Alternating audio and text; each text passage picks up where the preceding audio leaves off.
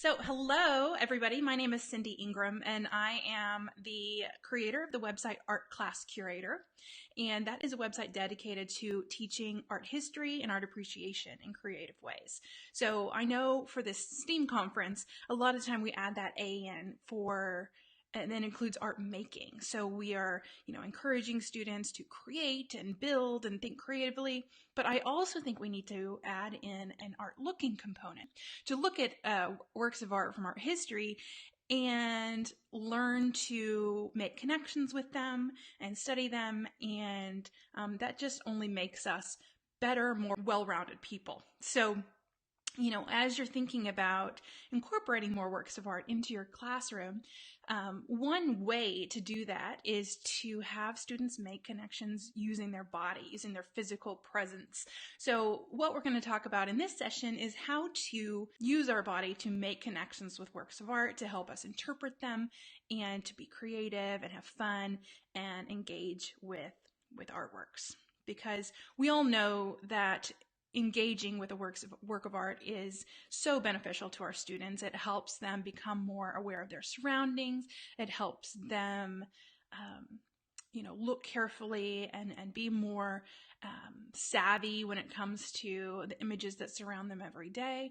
And they also could find something that they really enjoy, that they really make a connection with, and it could impact their lives.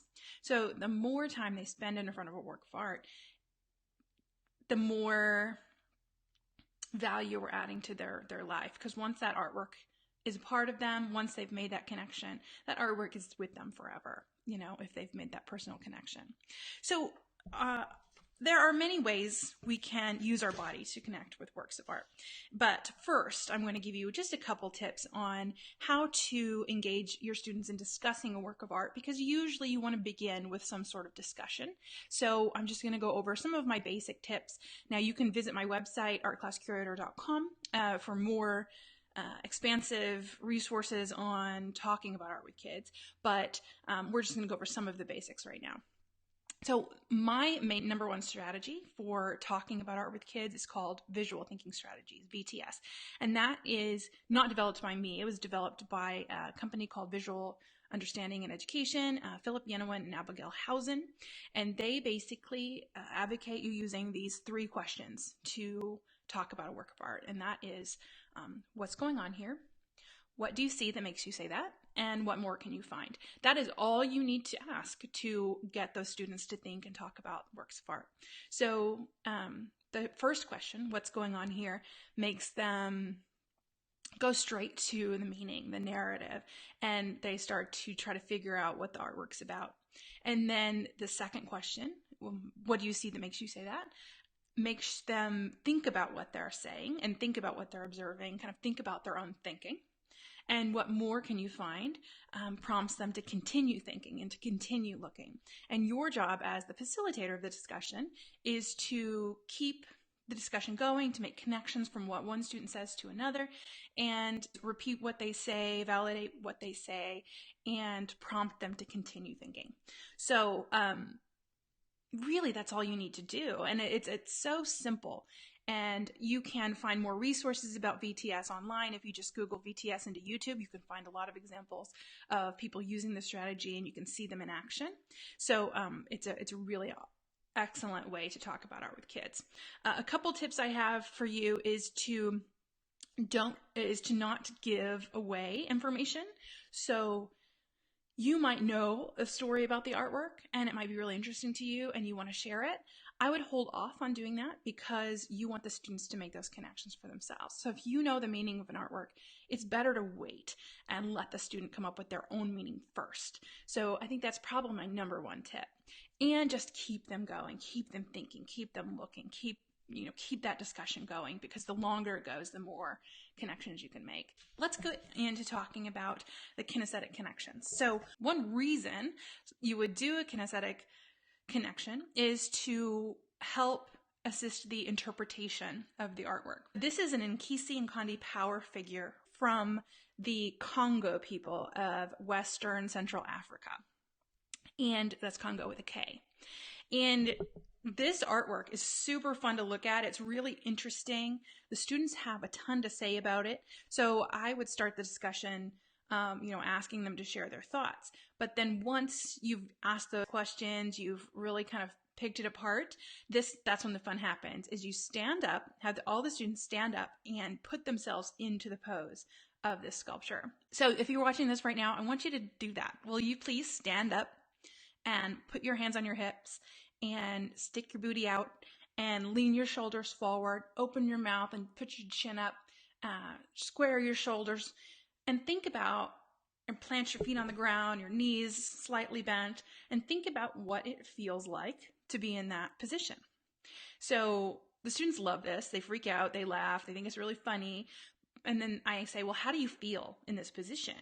And they start to say, some of them are going to make poop jokes, to be honest, the way he's standing. But someone always, and I've done this with multiple classes, I've done it with adults, I've done it with middle schoolers, and someone always says, oh, I feel like when it's a teacher getting on to me, or it's my grandmother and I've just broken her vase, or, something like it's a stern authority figure and you have done something wrong and they are confronting you about it. And some variation of that always occurs in that discussion. And that is really interesting because that's what this artwork is all about.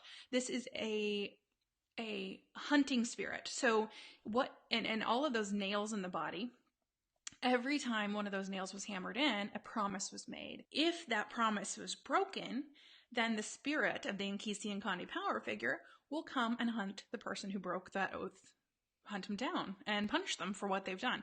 So it's kind of what it is they've done something wrong and he's going to catch you for it. So that aids in the interpretation. So just putting yourself into the position of the sculpture makes it more understandable. We can understand the art history by putting ourselves into these positions. So the sculpture on the left is an archaic Greek sculpture. Ancient Greece, very early in the ancient Greek time period. The one in the middle is a Renaissance sculpture, which is very similar to the classical time period in ancient Greece, which has a sort of very calm, controlled movement, sort of relaxed poses, that contrapposto, which is this weight shift. And then we have the Baroque on the right, which has a lot of movement and a lot of drama and a lot of emotion. And it was usually at the part of the story that was like the most action. And whereas the Renaissance, it was more contemplative, like in a still shot. So one way to really connect with these is to put yourself in the position. So I'll have students stand like the archaic one and talk about how it feels, how he's very stiff. His hips are completely square, even though he's taking a step forward. His shoulders are back and his face is like, very, just all very stiff. And they talk about, how that feels, not very natural. And then they move themselves into the pose of the Michelangelo David, which is in the middle, and talk about, how that's really relaxed. They're a lot more comfortable, that sort of thing. And then they have to put their body into Bernini's David, which is the third one. And they see he has this really intense facial expression. He has a lot of drama and movement. And then we can talk about the conventions of the sculpture and how the sculpture changed through time. We can learn about the art history movements through that. Now, another thing you can do, and I love doing this, it's so fun, is to have students create a tableau. So what a tableau is like a living painting. I put them into groups and they have to create some sort of scene between the three of them where they show that shift from the archaic to the Baroque. One group, I did this with some college students recently, they did sort of a history of cell phones thing. It was like people standing with cell phones very still, and then like they were getting mad with the cell phones. Like there was this whole cell phone thing. But the three of them get in this kind of a stiff position. They get slightly more relaxed, and then they do something majorly dramatic. And so they're working together. They're talking about the art in how they can interpret the art into something new. That's the definition of higher level thinking, is taking what you have and then creating something new from it. So they're discussing the art, they're picking it apart, they're figuring it out so that then they can create their own sort of living sculpture using their bodies. So a third way to use your body to connect with art is to understand the art processes. And one way of doing that is through looking at the brushstroke. Using your body to interpret an abstract expressionist artwork is a great way to connect with it, because abstract expressionism was all about the action and the movement of the artist. So if we look at an abstract expressionist artwork like this one on the screen, de Kooning, and have the students sort of draw, like, look at the different brushstrokes and imagine they're the artist, and how fast would he have made that brushstroke, and what kind of movements would he have done with his arm, and then you can try different artworks and see how different artists use brushstrokes in different ways. So this one is sort of slashing and more aggressive. And if we were to put up a Jackson Pollock painting, it would be different. We could see, okay, well, it's dripped, so we would have to have gone down, and then we start to like move our arm as to try to create those drippy motions, and then it helps us understand his process better. And then we can watch a video of him actually doing it to see if we were right. And that helps connect us with the artwork. And something like this one, it's kind of, students have a hard time connecting with it. They think, oh, there's nothing important about this. That's something that anybody could do. Their 2-year-old sister could do that. But once they connect with it and they see how it was done, then they see more value in it and they make more connections with it. So that is another thing you could do, is sort of pretend you're the artist and feel what it would feel like to make that. And you might even go as far as making your own drip paintings and talking about the motion. And that's another STEAM connection too, is to talk about sort of velocity and all the sciencey things. Another reason for connecting art and movement is to give students an opportunity to be creative. So using the tableaus was a fun way to be creative, but we also can do things like creating dances about artworks. So you might give students examples of modern sculpture. So this is a Giacometti sculpture. He is known for making these sort of long, spindly characters, and you could have students think about, well, how would this guy walk if he has these proportions? What would it be like? Those really heavy feet, but then he's so long. Like, have them get up and like walk like that, and then show them different modern sculpture and say, well, how would a David Smith sculpture walk, or a Henry Moore sculpture walk? And then they can morph into each other, and they can then you can play some music and have them create a dance to the ways the sculptures move. So, the sky's the limit with that, and it's fun and awkward and it makes for a really good time. Also, you can look at something like a Calder mobile, which would be very hard to discuss with students because there's not a lot you can say. What's going on here? What do you see that makes you say that? Can only get you so far when it's, just shapes hanging from wire. So you might then think about how this sculpture moves. So that's a movement connection in that it's a kinetic sculpture. But also you can have each student be one of the pieces from the sculpture, and then have them talk about the relationships between the other pieces. So say one student is one piece on one side, another student is another piece on the other side.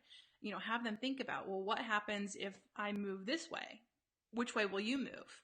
And then they can kind of work that out between the two of them, of how that movement connects.